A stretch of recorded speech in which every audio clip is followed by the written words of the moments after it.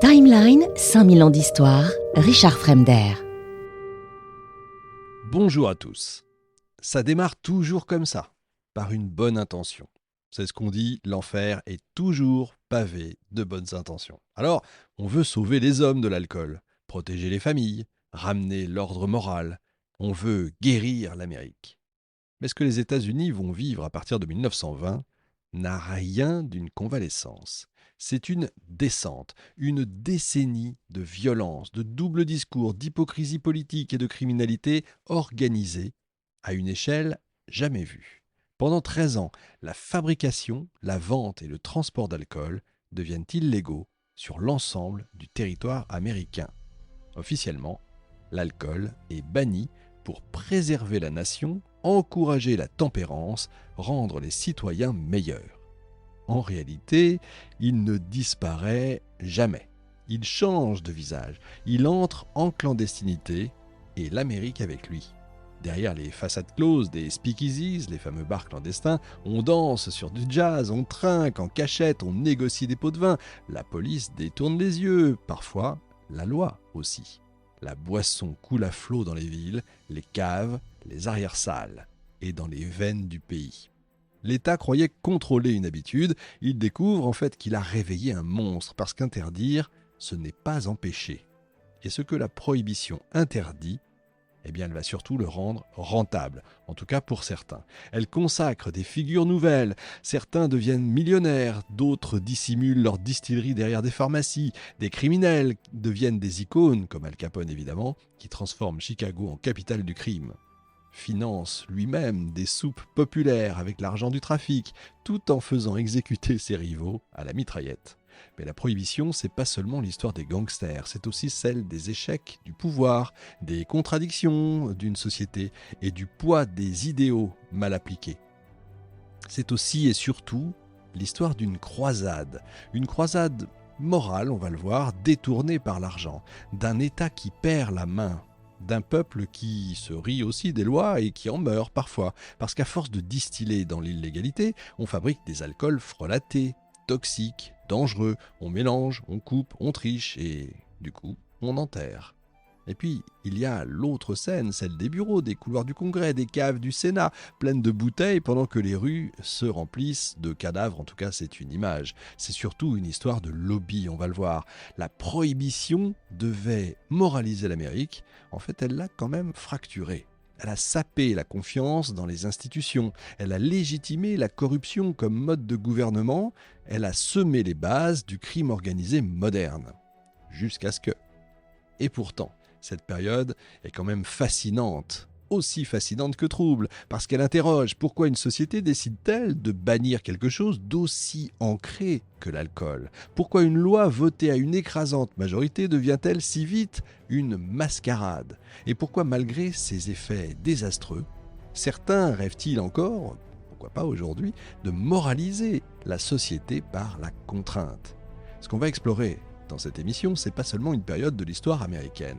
C'est un miroir aussi tendu à notre époque, tout en sachant qu'encore une fois, comparaison n'est pas raison. Surtout, on va revenir sur comment on en est arrivé là. Parce que derrière les barils de whisky cachés dans les caves, derrière les gangsters en costume et les descentes de police, il y a quand même une question essentielle. Que se passe-t-il quand la loi s'attaque à la culture ? Que reste-t-il une fois la tempérance oubliée, mais que la violence, elle, est restée ? Alors je ne serai pas seul pour cette incroyable histoire puisque j'ai la chance de recevoir Annick Foucrier, grande historienne, grande spécialiste des États-Unis, qui vient de sortir son dernier ouvrage excellent, vraiment au nom évident, La Prohibition. Bonjour Annick. Bonjour et merci beaucoup pour ces compliments. Ça fait toujours très plaisir. Donc, merci de m'avoir invitée. Je suis ravie d'être ici et justement de pouvoir parler d'un sujet qui est en fait très très mal connu. Oui.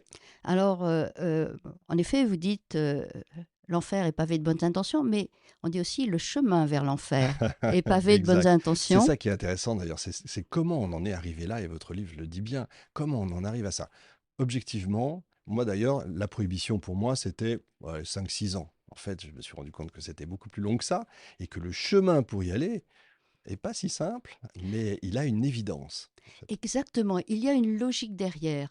ces années 1920 sont des années de conflits, en fait, des années de révolution, de transformation de la société américaine, mais tout ça a été aussi largement préparé par le 19e siècle. C'est ça. C'est-à-dire qu'on passe à la fin du 18e siècle d'une colonie qui a juste gagné son indépendance avec l'aide de la France, Oui. mais pendant tout le 19e siècle, la transformation de ces 13 colonies en un État qui couvre l'ensemble du continent, d'une mer, d'un océan à l'autre, eh bien, et qui devient une grande puissance, ça, c'est quelque chose d'intéressant. Comment cette société, qui est une société traditionnelle, avec une société de référence aussi, de déférence, comment cette société devient urbanisée, devient cosmopolite, devient industrialisée et une société de consommation.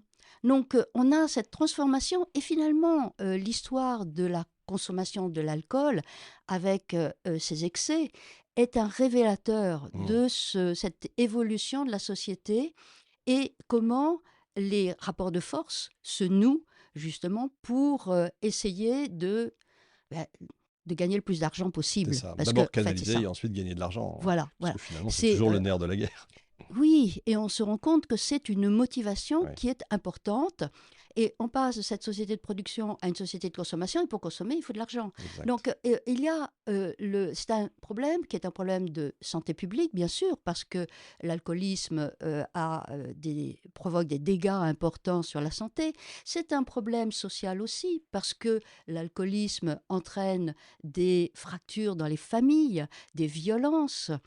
C'est un problème aussi qui est un problème économique. Exact. C'est-à-dire que des sommes considérables circulent, bien avant les gangsters et la Bien prohibition, sûr. euh, et il y a une concentration importante dans la production d'alcool qui rend cette industrie particulièrement forte.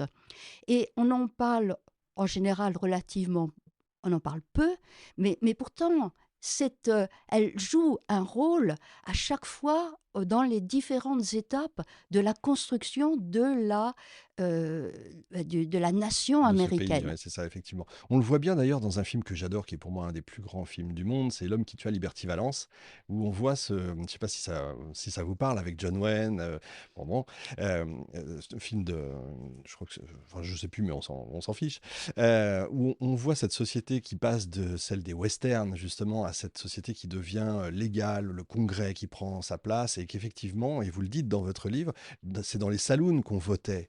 Et le saloon devait fermer l'alcool, en fait, et on le voit dans le film, il n'y a pas d'alcool, on ne boit pas, parce que sinon ça devient l'enfer, et on votait pour n'importe qui, n'importe comment, mais c'était quand même dans les saloons. Ce qui fait qu'il y avait un lobbying extraordinaire, en fait.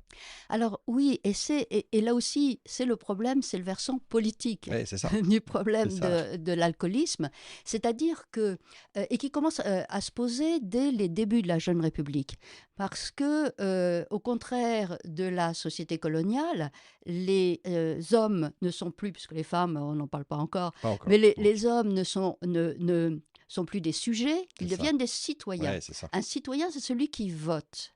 Et pour voter, il faut qu'il soit capable de raisonner, qu'il le fasse rationnellement et non pas qu'il ait le cerveau complètement embrumé par les vapeurs d'alcool.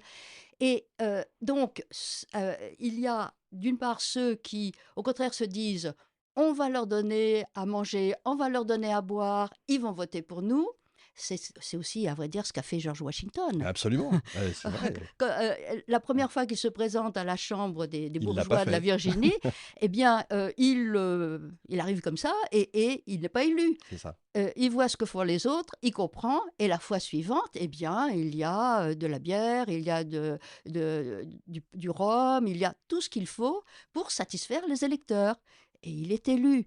Donc, il y a ce problème qui est posé, et bien évidemment, un certain nombre d'humanistes, de philanthropes, s'inquiètent de cela, parce que c'est la porte ouverte à beaucoup d'excès, et euh, ça se fait, quand vous dites que ça se fait dans les saloons, c'était effectivement le cas. C'est-à-dire que non seulement il y a le vote souvent les bureaux de vote sont dans les C'est saloons, ça, oui. mais en plus, il y a on fait venir des personnes pour voter.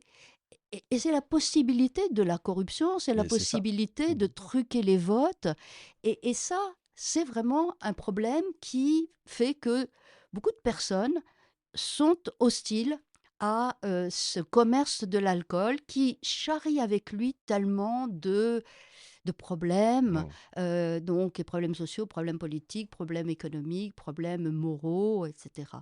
Et ceux qui sont contre justement l'alcoolisme, en fait, ce n'est pas comme souvent on les présente, des Oui, c'est puritains, vrai, voilà. oui. Je croyais. C'est en fait beaucoup plus une classe moyenne d'enseignants, de petits, de fermiers qui ont quelques ouvriers, de professions libérales, des médecins, beaucoup de Oui, médecins, oui. des, donc heu, tous ces notables au début, quand on est au 19e siècle, et ce sont eux qui s'inquiètent parce que ils voient comment c'est un frein au développement économique. Mhm.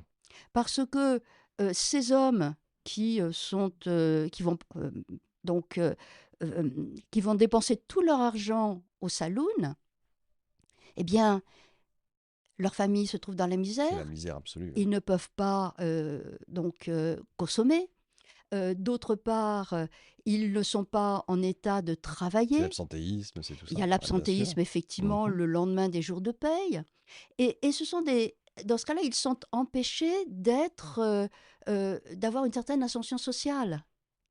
Et c'est aussi pour ça, et bon, je pense que vous allez me poser la question, ce sont les femmes. Oui, c'est vrai. Et la façon dont les femmes s'engagent dans ce mouvement. Parce que finalement, elles en sont les premières victimes. Timeline, 5000 ans d'histoire, Richard Fremder.